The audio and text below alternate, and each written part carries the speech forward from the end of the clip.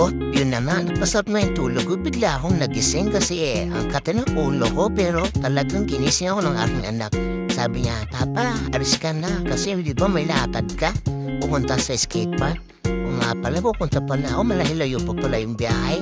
Kaya ito, punat-punat muna tayo. Baka tayo kinakalawang na. Kaya mag-Spider-Man tayo. Yeah, alright. Oh, punat-punat muna ako. Yung anak ko na nanonood dyan Pero kailangan natin muna. Let's go. Samahan niyo ako sa aking pag-vlog.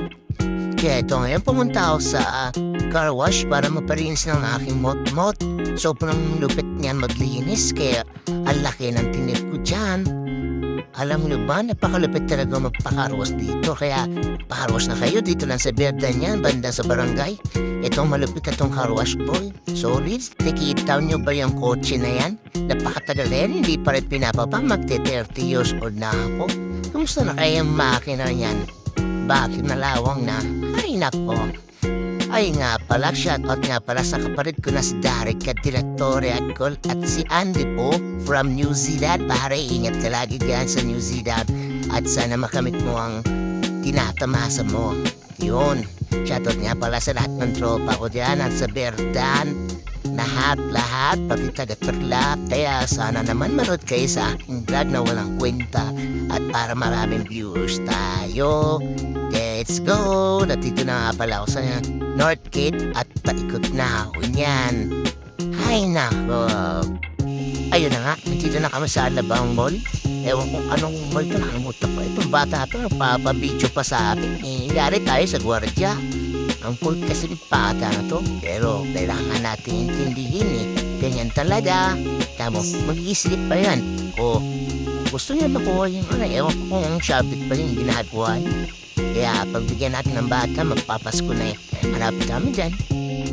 Kaya na nga, kakatapos lang namin magtubos ng lisensya. Mabas na po kami sa mall. Papunta na nga po pala kami sa Tagaytay, pero andito pa rin kami sa Alabang. Kasi umikot na kami. Ang layo nga ng inikutan namin papuntang Benyan, Laguna. Ano ba yan? Ang hirap kasi pa bumalik pa din sa Pote, tas kasi sa sobrang traffic, napakalayo pa ulit, pabibig kami, hindi na pilit po. Kaya ito na nga po ang aming picture, dito na kami sa Tagaytay, kakain sana kami balalo, kaso mahal, picture na lang. Ayan na nga, nandito na kami sa skatepark, tuwang po yung bata, ito yung tagumpay niya, ilan daw siya kasi nakapunta dito, kaya samahan niyo kami. Yan na nga siya, hindi na napakali, bigla na lang siya pumaba doon sa baba. Laro na ng bata.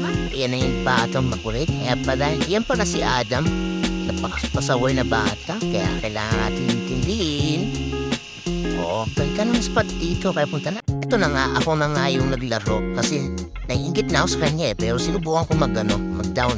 Ito na nga. Lupit na rin niya mag-video. Marunong pa na mag-video itong bata na to. Pero ang saya-saya namin dito. Kahit dalawa lang kami nag-i-skate. Kaya mo, ingiti pa na walang ngiting tagumpay.